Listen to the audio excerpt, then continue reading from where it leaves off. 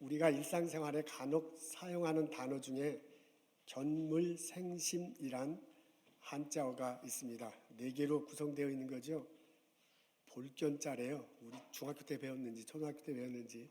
물건 물자고 생, 날생, 마음 심자람이랍니다. 견자가 이렇게 본다는 거잖아요. 물건을 이렇게 보면 생심, 마음에 생긴다. 그런데 이게 대체로 이렇게 훔친다라는 뜻으로 쓰이는 모양이에요. 물건을 보면 갖고 싶은 마음이 든다라는 그런 뜻으로 사용됩니다. Seeing is wanting이라고 그렇게 번역되기도 한다고 합니다. 사자성어에는 그때 당시 조상들의 지혜가 담겨 있습니다. 이 단어를 보면, 이 사자성어를 보면 맨 앞에 견자, 이렇게 본다라는 그런 단어가 나오고요. 맨 뒤에 심, 마음이란 이런 단어가 나옵니다. 그렇다면 보는 것과 마음이 서로 연결되어 있다는 것을 그런 가르침을 볼 수 있습니다. 보는 것이 마음속에 영향을 줍니다. 무엇을 보는지, 얼마나 많은 보는지, 어떻게 보는지에 따라 마음에 영향을 받습니다. 요즘 보스턴에 살아가는 우리들은 무엇을 가장 많이 봅니까? 하루 중 가장 많이 보는 것이 무엇입니까? 하얀 눈입니까? 높은 하늘입니까? 식구들입니까? 책입니까? 아니면 같이 일하는 사람들입니까? 아마 사람들마다 다르겠지만 가장 많이 보는 것이 셀폰일지도 모르겠습니다. 셀폰은 우리 일상생활에 떼어놓을 수 없습니다. 셀폰으로 전화하기도 하고요. 카톡도 하고 일정도 체크합니다. 은행 업무도 보고 GPS도 찍고요. 사진도 찍고 지금도 셀폰 보는 사람이 있을지 모르겠습니다. 하여간 무궁무진하게 셀폰으로 뭔가를 할 수 있습니다. 셀프를 통해서 인터넷 서핑도 하잖아요. 그리고 나온 웹사이트를 얼마나 뚫어지게 열심히 보는지 누가 옆에 오는지도 모르고 봅니다. 한국에 어쩌다 가보면 지하철에서 모두가 다 99%라고 말할 수 있는데 전부 다 셀폰하고 이어폰 끼고 그거 보는데 참 신기해요. 어쩜 이렇게 다 셀폰을 그냥 보는 게 아니라 열심히 쳐다보는지 참 신기한 마음이 듭니다. 여러분은 어떻습니까? 보스턴에 사는 나는 하루 중 무엇을 가장 많이 보고 있습니까? 세례 요한이 나에게 말씀해 주십니다. 보라, 세상 죄를 지고 가는 하나님의 어린 양이로다. 세례 요한은 수상한 사람이네요. 광야에서 살아요. 약대 털옷을 입고 허리에 가죽띠를 띄었습니다. 메뚜기와 석청을 먹었습니다. 아주 친환경적인 삶을 살았는데요. 친사회적인 삶을 살지는 않았습니다. 당시 사람들이 불편할 소리를 거침없이 해댑니다.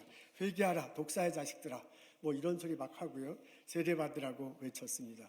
놀랍게도 많은 사람들이 이분 앞에 와서 실제로 가르침을 받고 세례를 받았습니다.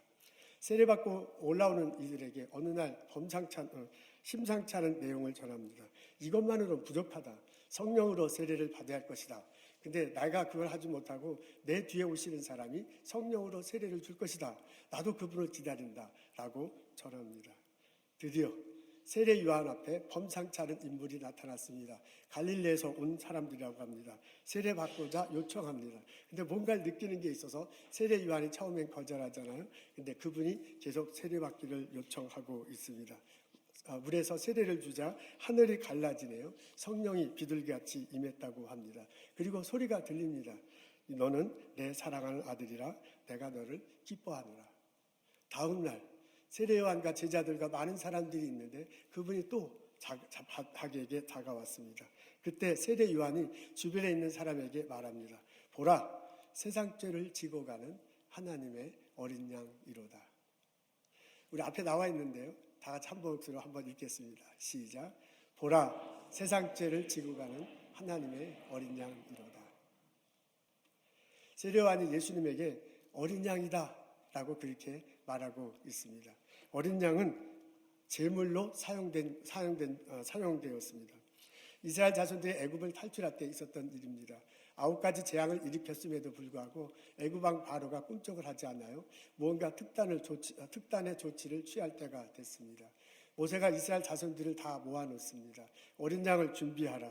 그리고 그날 밤에 어린 양을 잡아서 문설주에 피를 바르라 라고 말합니다. 그날 밤에 이스라엘 자손들은 모두 문설주에 피를 바른 방에 모여 있어야 합니다. 허리에 띠를 두르고요. 발에 신을 신고 손에 지팡이를 들고 모여야 합니다. 그리고 잡은 어린 양을 고기를 먹습니다. 그때 누룩을 넣지 않는 빵과 쓴 나물을 곁들여 먹습니다. 그날 밤에 다 먹어야 돼. 다 못 먹으면 불태워야 됩니다. 그날 먹을 때 그 사람들이 이렇게 모여 있을 때 하나님이 보낸 죽음의 사자가 이집트를 지나갈 것입니다. 그 죽음의 사자가 지나갈 때 처음 난 것은 사람이든 짐승이든 왕의 자손이든 몸종의 아들이든 죽을 것입니다. 그런데 문설주에 피가 발라 있는 집안에는 이 재앙을 피할 수가 있어요. 하나님의 사자가 문설주의 피를 보고서 그냥 넘어갈 것이기 때문에 그렇습니다. 이렇게 하나님의 어린 양의 피로 이집트 사람과 이스라엘 자손들을 구별할 수 있었습니다. 한쪽에는 죽음과 통곡이 있었지만은 다른 한쪽에는 생명과 경배가 있었습니다. 어린 양이 제물이 되어서 이스라엘 자손에게 구원을 허락하셨습니다. 이후로 이스라엘 자손들은 이 사건을 기억하고 기념했습니다. 이날을 절기로 삼아 저대로 지켰습니다. 유월절이 바로 그대로예요. 유월절, 그냥 이렇게 넘어갔다 해서 pass over, 영어로 그렇게 표현하는데 그렇게 이런 절기가 이래서 생긴 겁니다. 세례 요한이 예수님을 만났을 때도 아마 이 유월절 무렵이었던 것 같습니다. 그래서 요한복음 2장에 보면 유월절이 다가왔다라는 그런 문구가 보입니다. 아마도 추측컨대 세례 요한과 제자가 있는 곳, 예수님 만나고 세례 만든 그곳에도 어린 양들이 이렇게 지나갔을지 모릅니다. 6월절이 되면 그때 당시에도 이스라엘 자손들이 어린 양을 잡았기 때문에 많은 어린 양들이 필요합니다. 그래서 그냥 상상컨대 그것을 지나는 것이 있었을지도 모릅니다. 사람들이 그 지나가는 어린 양을 봅니다. 그것을 보면 때 세례 요한이 예수님을 향해서 말해요. 이 사람을 보라. 이 사람이야말로 정말 우리를 구원할 어린 양이로다 라고 말하고 있습니다. 세례 요한은 예수님을 어린 양이다 라고 그렇게 말할 뿐만 아니라 하나님의 어린 양이다 라고 그렇게 말해주고 있습니다. 예수님은 하나님이 준비한 제물입니다. 아브람과 그의 아들 이삭의 이야기가 생각나요. 이삭이 아주 어렵게 낳은 아들 하나잖아요. 그 아들 하나 있는데 어느 날 하나님이 아브람에게 요청합니다. 아들을 제물로 바쳐라. 두말하지 않습니다. 제단을 쌓을 나무를 엮어가지고 아들에게 지우고 자기는 불과 칼을 들고서 산 위로 올라갑니다. 아들이 물어보잖아요. 아버지, 나무도 있고 불도 있고 칼도 있는데 우리가 드릴 어린 양은 어디에 있습니까? 그러니까 번제로 쓸 어린 양은 어디 있습니까?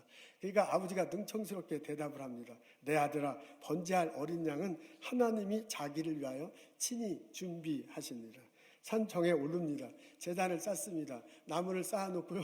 그냥 아들을 묶어가지고 그 위에 올려놓잖아요. 그리고 잡으려고 폼 잡는데 아브라함아 하나님이 부르십니다. 그리고 주변을 둘러보니까 수풀에 걸려있는 양이 보여요. 그 양을 아들 대신 잡아서 제사를 드렸습니다. 하나님이 어린 양을 준비해 두셨습니다. 예수님도 그렇게 하나님이 준비한 아브라함 때 하나님이 준비한 그 양처럼 이 예수님도 하나님이 준비한 바로 그 어린 양이다라고 세례 요한이 사람들에게 알려주고 있습니다. 하나님이 세상을 이처럼 사랑하사 독생자를 주셨다라고 그렇게 말하는데 그 독생자가 바로 우리를 위해서 준비한 어린 양 예수님, 이분이 바로 우리가 구약시대 때 제물로 드렸던 어린 양이다라고 알려주고 있습니다. 예수님은 하나님께서 손수 준비하신 제물 어린 양입니다. 세례 요한은 예수님을 가리켜서 어린 양이다. 하나님이 준비하신 어린 양이다 라고 말할 뿐만 아니라 뭐라고 하면 우리의 세상 죄를 지고 가는 어린 양이다라고 알려주고 있습니다. 예수님은 속죄 제물입니다. 이스라엘 백성들이 죄를 지었을 때, 평민들이 죄를 지었을 때 이렇게 속죄해야 된다고 성경에 적혀져 있습니다. 그 사람은 죄 지은 것을 알게 되면 속죄제를 드려야 하는데요. 그때 드리는 제물 중에 어린 양을 제물로 드릴 수 있었습니다. 죄를 지은 그 사람이 제사를 드리기 위해서 어린 양을 가지고 옵니다. 제사장 앞에서 그 어린 양을 잡습니다. 이게 잡아요. 그러면 어린 양을 잡기 전에 이렇게 머리에 안수를 합니다. 그리고 어린 양을 잡습니다. 그러면 제사장이 피를 갖다가 제단 밑에다 뿌려요.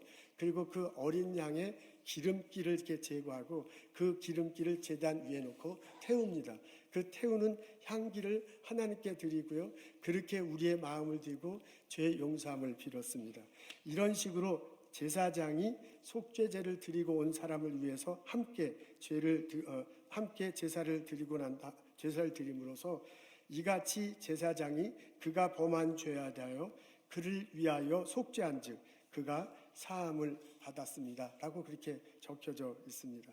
어린 양을 가지고 온 평민이 어린 양 위에 손을 얹을 때 그 사람이 지은 죄가 어린 양에게 전가되었다고 그렇게 고백합니다. 그 어린 양을 잡아서 피를 뿌려요. 그 어린 양을 태워요. 그렇게 함으로써 그 사람이 지은 죄도 태웠습니다. 하나님이 태워졌다고 그렇게 고백했습니다. 하나님이 그 향기를 맡으시고 그 의식을 드리면서 드리는 간절한 기도를 들으시고요. 죄를 용서하셨습니다. 이렇게 속죄제에 쓰였던 어린 양이 바로 예수님이다 라고 세례 요한이 말하고 있는 것입니다. 세례 요한은 그 어린 양이 하나님이 준비하신 어린 양이 우리들의 죄를 위해서 돌아가신 속죄제를 위해서 쓰인 어린 양이 세상 죄를 지고 간다라고 알려주고 있습니다. 세례 요한은 예수님이 세상 사람들의 죄를 지고 간다고 합니다. 여기서 세상 사람들은 모든 사람들을 의미합니다. 이스라엘 사람들만이 아닙니다. 이방 사람들만이 아닙니다. 옛날 사람들만이 아니고 오늘날의 사람들 아닙니다. 모든 사람들을 말합니다. 여기서 말하는 모든 사람, 온 세상 사람들은 모든 사람들의 죄를 말하고 있습니다. 한 사람의 죄만을 말하는 것이 아닙니다. 두 사람의 죄를 말하는 것이 아닙니다. 우리들 모든 사람, 그전에도 이후에도 모든 사람의 죄를 말합니다. 구약시대 때 어린 양을 드릴 때는 그 한 마리가 그 한 사람의 죄를 속하는 의식이었습니다. 혹은 그 한 마리가 두세 사람, 혹은 그 한 마리가 이스라엘 백성들의 죄를 속했습니다.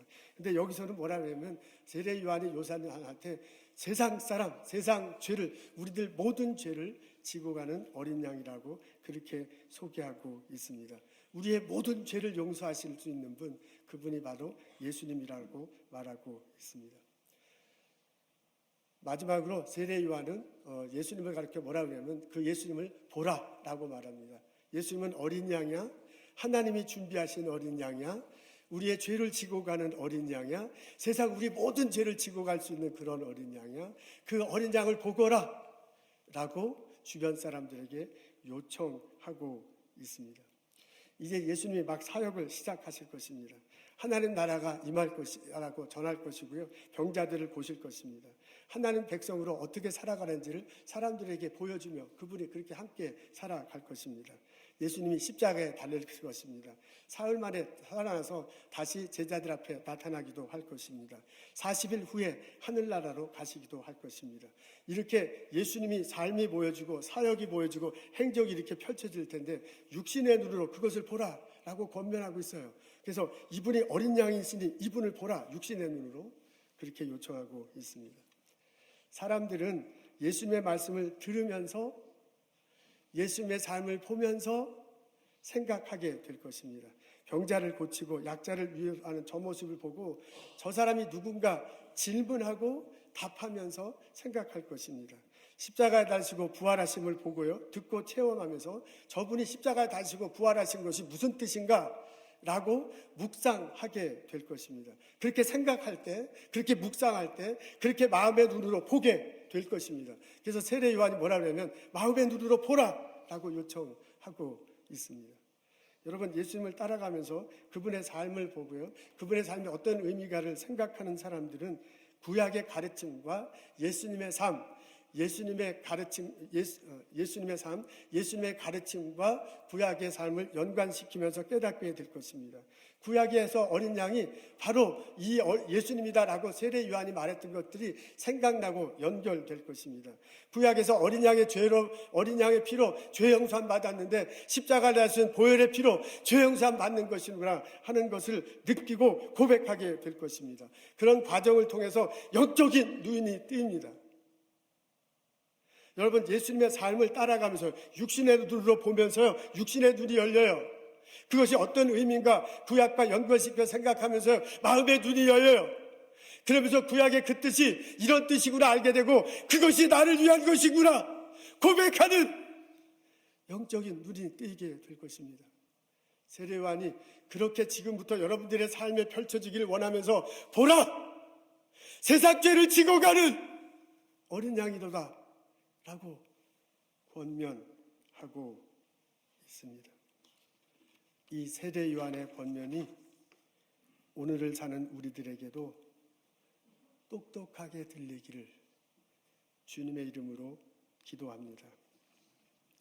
우리는 예수님을 육신의 눈으로 바라보아야 할 필요가 있습니다. 살아가면서 볼 것 참 많습니다. 볼 수 있는 것 참 많습니다.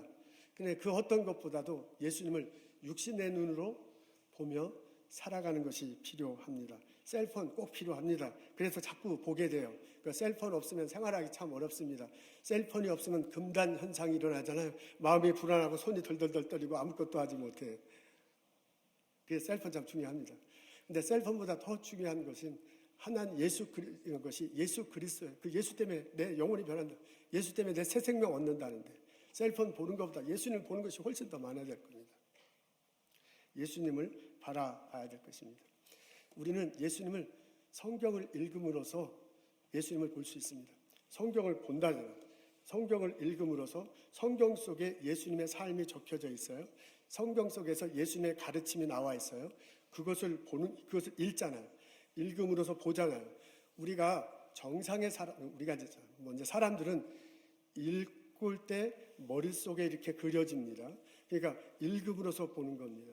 우리는 성경을 읽음으로써 예수님을 볼 수가 있습니다. 예수님의 삶을 보고 예수님의 삶을 따라갈 수 있습니다. 성경을 보면 예수님께서 십자가 사건을 이야기하고 부활을 말하면서 이것이 어떤 뜻이라고 가르쳐 주고 있습니다. 그러니까 그 성경을 보고 십자가 사건을 머릿속에 그리면서 보고 그것이 어떤 뜻이라고 예수님이 말해준 것을 자꾸 이렇게 생각하면 내 마음속에도 변화가 일어납니다.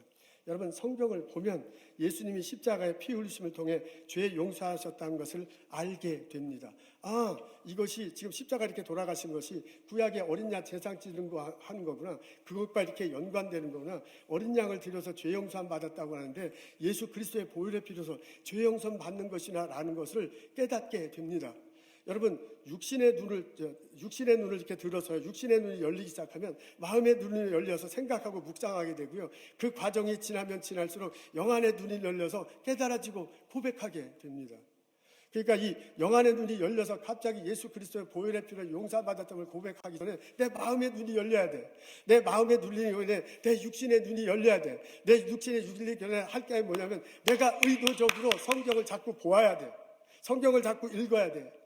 셀폰 열심히 쳐다보는 것처럼 성경을 자꾸 볼 때, 성경의 이야기를 따라갈 때, 육신의 눈으로 자꾸 볼 때, 그러면 마음의 눈이 열리게 되고 생각하면서, 그러면서 영안의 눈이 열리면서, 그래서 예수 그리스도를 고백하게 됩니다. 30년 전에 유행했던 노래 중에 이런 게 있어요. 뭐라 그러죠? 그거 뭐죠? 한 번 보고 그래. 한 번 보고 두 번 보고 자꾸만 보고 싶네. 그거 생각나는 사람은 아주 지금 뭐 처음 들어보는 사람들도 있을 거예요. 집사님 처음 들어봅니까? 압니까? 그 다음에 딴따라고 뭐 저 총각 시간에 아주 그 신중현이 불었대요. 진짜입니까?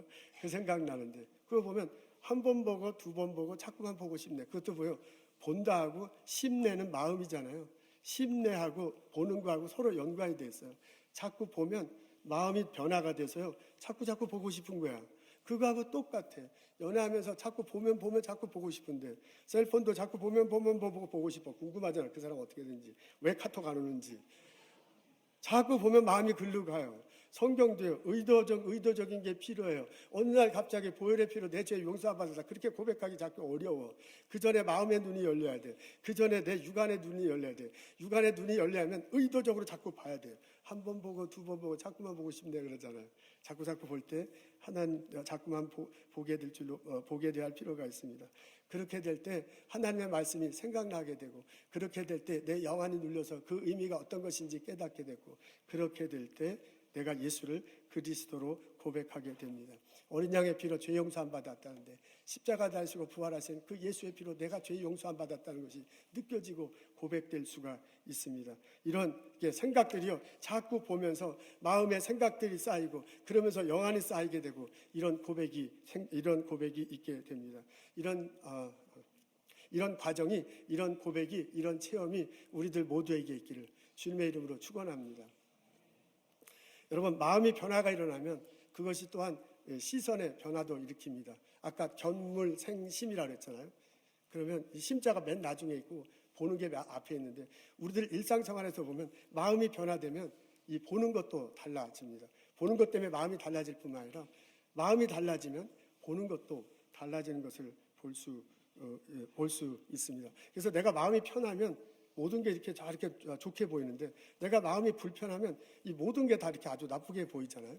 그래서 어떻게 보면 심자가 맨 앞에 와서 마음 따라서 보이고 보이는 것 따라서 새롭게 생긴다. 그렇게 해도 이게 내가 이렇게 내 마음대로 바꿔도 되는지 모르지만 그렇게 바꿔놔도 될 정도로 보는 것 때문에 마음이 변할 뿐만 아니라 마음이 변하기 때문에 보는 것도 달라지는 것을 알 수 있습니다. 내가 예수 그리스도의 보혈의 피로 죄 용서함 받았다라고 마음속에 고백되면 내 눈에 보이는 게 전혀 다릅니다. 내가 내 마음을 가지고 내 눈으로 보는 거하고요. 내 마음속에 예수 그리스도의 보혈의 피로 용서함 받았다라는 마음을 가지고 이 세상을 보는 거하고는 천지 차이입니다. 내 마음 가지고 내 눈으로 볼 때는 상당히 부정적이야. 이거 다 안 될 것 같아요. 근데 예수 그리스도의 보혈의 피로 내 용서함 받았다라는 마음을 가지고 그 눈을 가지고 세상을 보면 긍정적으로 보여요. 내가 도저히 저 사람 변할 사람이 아니야. 내 마음 가지고 내 눈으로 보면 저 사람 변할 사람이 아니야. 근데 내가 예수님 앞에서 생각해 보면 이런 나도 변화시켰거든요. 이런 나도 보혈의 피로 용서해주고 나 구원받았다고 고백하잖아요. 그런 눈으로 본다면 저 사람 변할 수 있어요.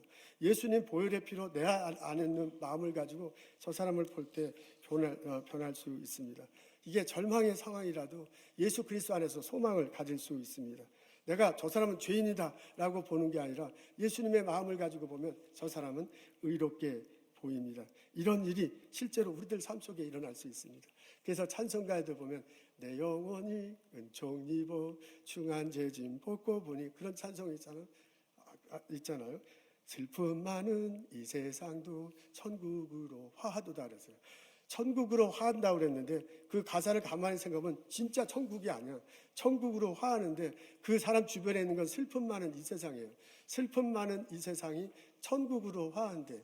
그게 내 영혼이 은총 입어 내가 변하고 나니까 슬픔 많은 이 세상이 천국으로 변하는 거예요.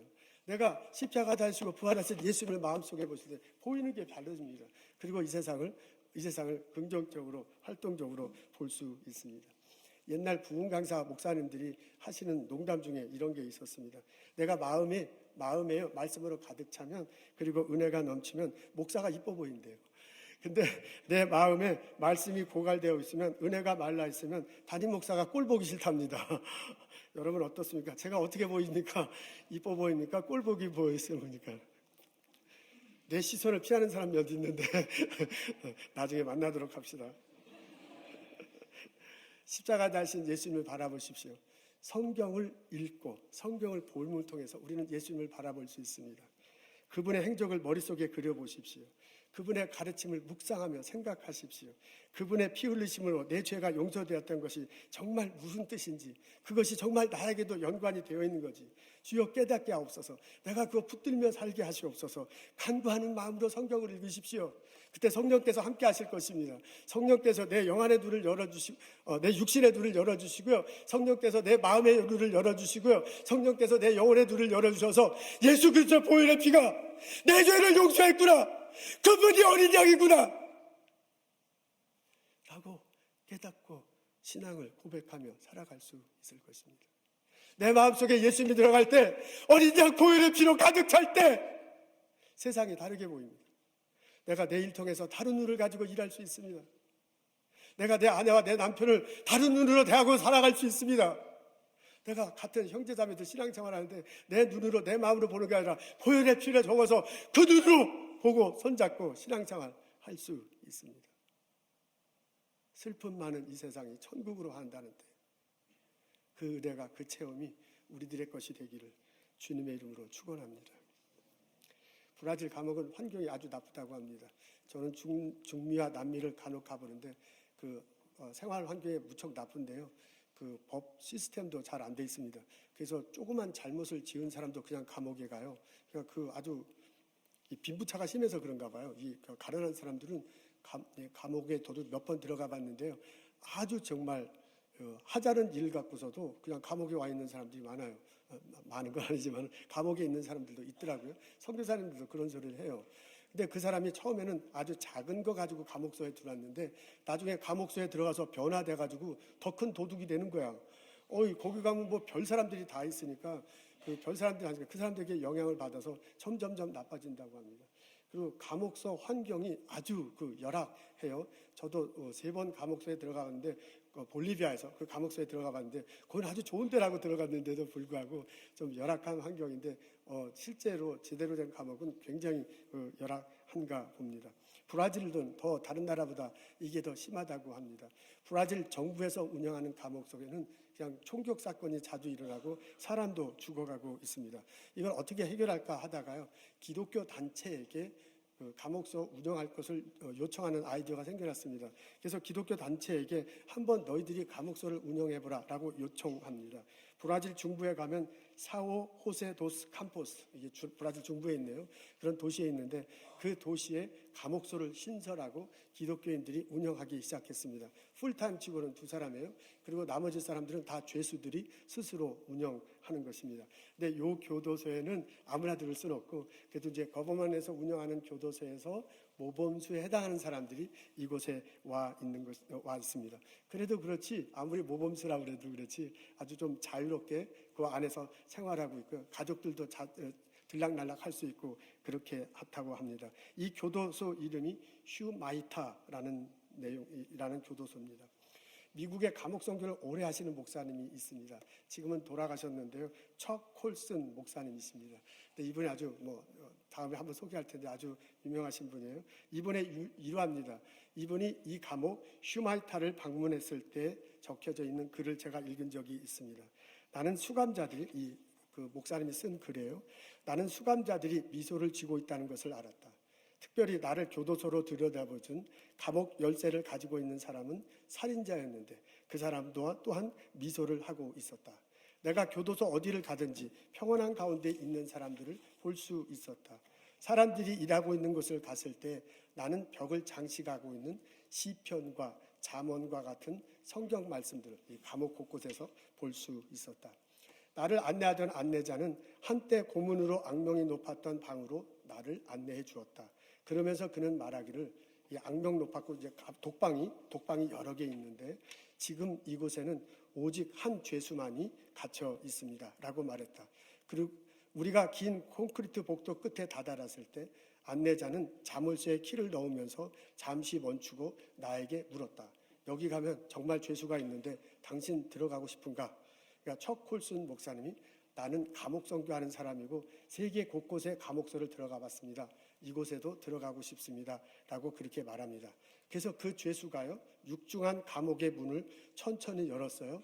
그래서 이 목사님이 그 독방 안으로 들어갔더니 놀랍게도 독방 안에는 십자가가 있었습니다. 죄수들이 아름답게 조각해 놓은 십자가였습니다. 그 독방의 죄수는 십자가에 달려있는 예수님 한 분밖에 없었습니다. 거기에는 그분 외에는 아무 죄수도 없었습니다. 예수님은 세상 죄를 지시고 나의 죄를 지시고 돌아가신 어린 양이십니다. 그분이 우리의 죄를 대신 지시고 십자가에 달리셨고 우리의 모든 형벌을 용서하셨습니다. 세례 요한이 셀폰을 열심히 쳐다보는 나에게 권면하고 있습니다. 보라, 세상 죄를 지고 가는 하나님의 어린 양이로다. 기도하겠습니다. 하나님, 내 마음속에 예수님 모시고 그 예수님과 더불어 살아갈 수 있도록 은총을 허락하시옵소서. 예수 그리스도의 보혈을 비롯해 죄 용서하심을 내 영혼 깊숙곳에서 깨닫고 고백하면서 이 세상을 바라볼 수 있도록 도와주옵소서. 그분의 사랑으로 나의 아내와 나의 남편을 바라보고 그분의 은총으로 나와 일하는 사람들을 바라보고 그분이 주시는 따뜻함으로 내 교회 형제 자매들을 바라보고 손잡고 신앙생활할 수 있도록 인도하옵소서. 슬픔 많은 이 세상이 천국으로 화하는 체험을 우리들 삶 속에 경험하며 살아갈 수 있도록 복을 내려 주옵소서. 하나님 주께서 주신 많은 것 기억하고 감사하며 거룩하게 구별하여 예물 드립니다. 이 예물과 함께 우리의 마음을 드립니다. 감사를 드립니다. 기도 제목 드립니다. 하나님께서 이 예물 받으시고 들어주시고 응답하시고 복을 내려 주옵소서. 지금도 전 세계에 흩어져서 고군분투하는 선교사님과 그의 가족들을 기억하시고 하나님께서 이 물질을 통해서 도와주시고 이것을 통해서 복음이 전해지는데 사용하여 주옵소서. 예수님 감사합니다. 예수님 이름으로 기도합니다. 아멘.